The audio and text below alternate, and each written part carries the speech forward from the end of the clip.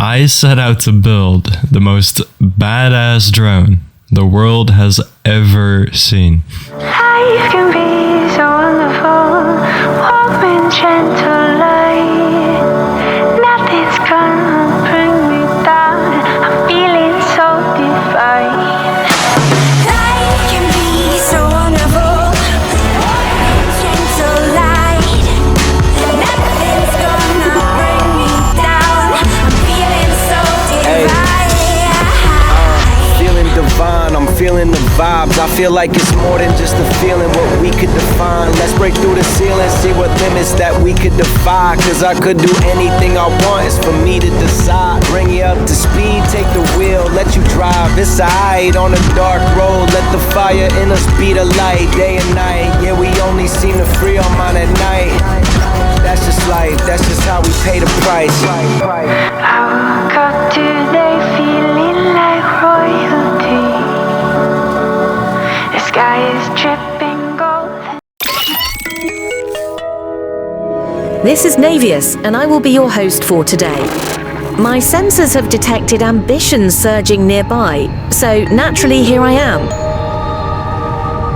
I sense you're gearing up for something extraordinary. I sense you're gearing up for something extraordinary.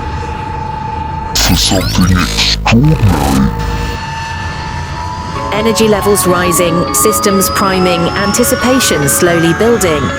Prepare yourself, there's much to explore. First up, choosing precisely the right parts for your ultimate build. Let's dive in. Bada bop boom pow.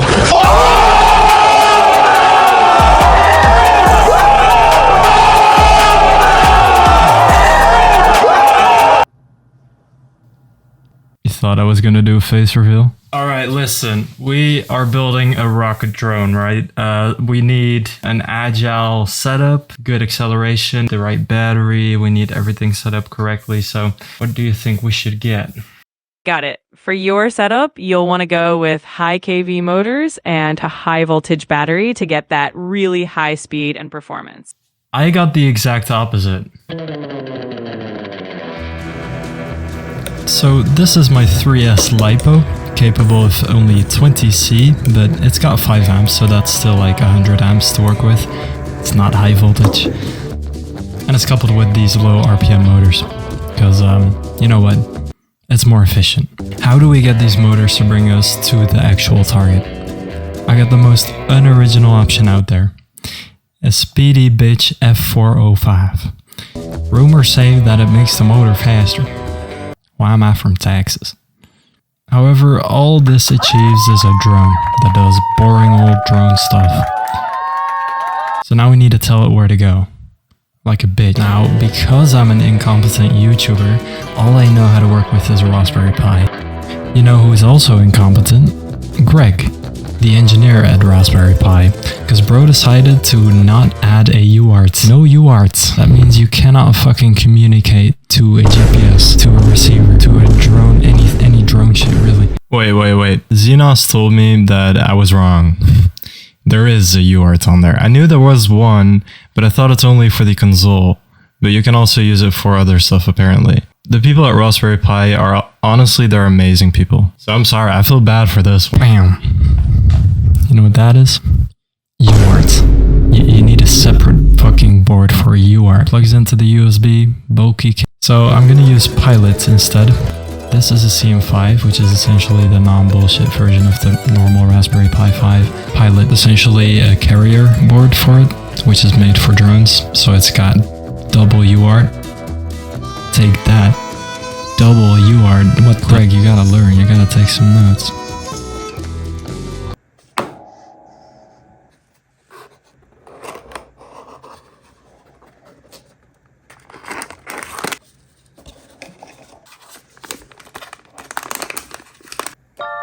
Now this is the camera that we're gonna put on top of the missile. Now it will track down anything that behaves like a drone.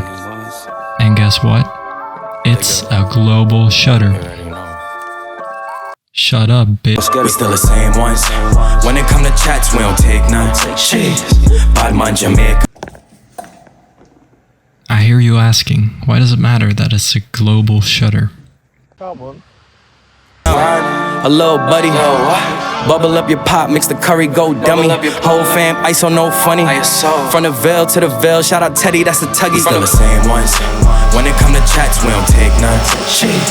Bad my Jamaica.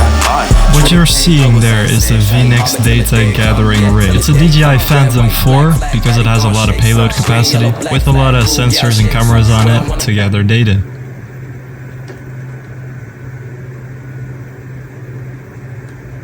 The purpose of the data is to test out visual navigation, but if you want to train a system you're working on, you can always reach out, I can send you the data. However, the cameras suck. Not because the quality is bad or something you may expect, but look, there are lines of blur, motion blur. The reason is that this is an old traditional camera which essentially captures an image line by line, so that's where the global shutter comes in. Looks like the parts have been selected. I'm curious if it will fly. Sip, what do you think? Great question. Well, I've done some math on the parts, and unless I fucked up, here's the performance. Full battery, full send, motors are fucking screaming, like your boom. 3.5 kilograms of thrust. 5 minutes later, battery is already essentially dead, and we're down to only producing 2 kilograms of thrust. So average, we have 2.75 kilograms of thrust. Not too bad. So for like the remaining of this build, we're gonna stress about the all-up weight. So we first need to set a budget to even stress about. When a drone is leaning to one side, you gotta put a lot of power on that side to make it balance again. That's why you need the drone to at least be able to lift itself twice to deal with that. This is called thrust to weight ratio because they of course had to come up with some stupid other way to say lifting itself this many times. Meaning the entire drone is allowed to weigh 1,375 grams. We already used up about 620 grams, so we have 755 grams left over for the other stuff. Remember, if the views are good, budget increases, and we just upgrade the setup for something more sporty than a 2-to-1 thrust to weight ratio, because that's honestly ass.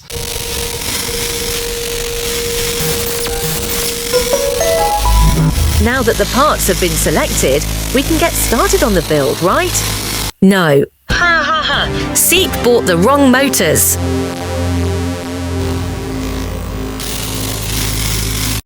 The bigger the better, but the shorter the faster, the Delft Blue Towel at T-Motors HQ said. Okay, look, when I'm shopping drone motors, there's only one thing that I'm actually interested in.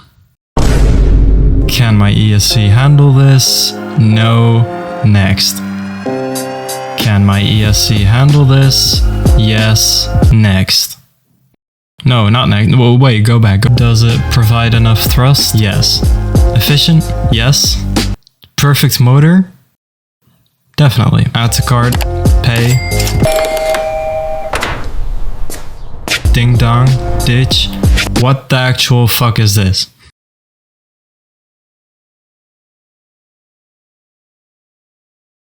My prop doesn't fit. So I went to check the product listing and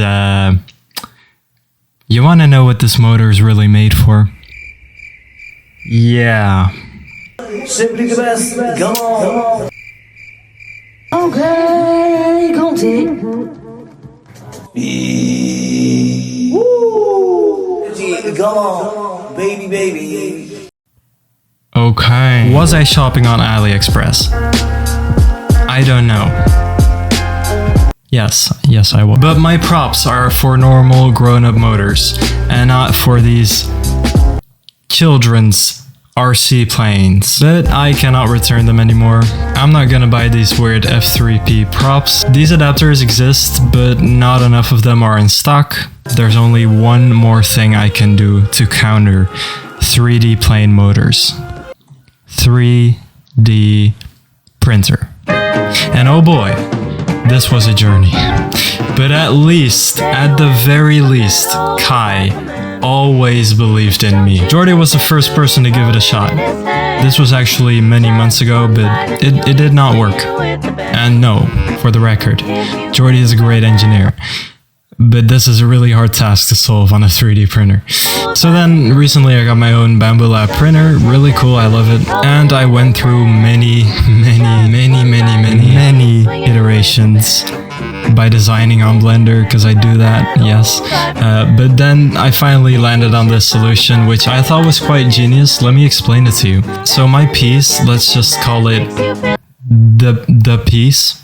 So my piece goes over the top of this piece that comes with the motor, meaning all of the grip and the torque is held onto by this piece, which it's made for. And there's two screws that go into that piece to grip onto the shaft. Usually they stick out so that you can hook a rubber band behind it on both sides and then put a propeller in the middle. That wouldn't work for my propeller, it's too big. So those screws instead go through my 3D printed piece. It's not tight, it just stops my piece from going upwards and from wobbling from left to right, but like wobbling back and forth is still possible, which is good because that means my piece doesn't have to be perfectly balanced and straight and all that. I'm hoping that it will balance itself out because it'll pull upwards. Then a screw goes upside down in this hole, and then you literally have an extension of the shaft so that my propeller can go over the top of that screw.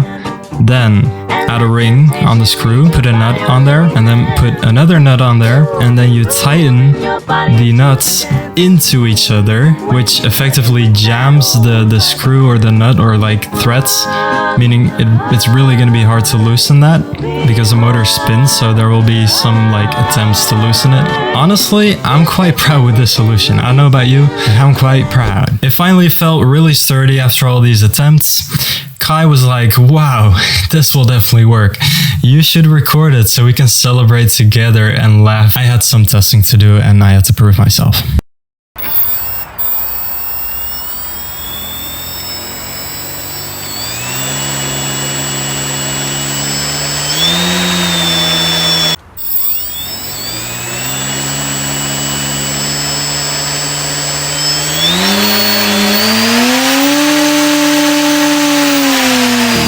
It worked! If you look closely, it does wobble, but like I said, it was meant to, and after a while, it balances out, just like the plan. Honestly, I don't trust this thing at all, but it's fine, I don't care, let's move on. I'll just be sure to stand 100,000 meters away when I fly this thing. Oh.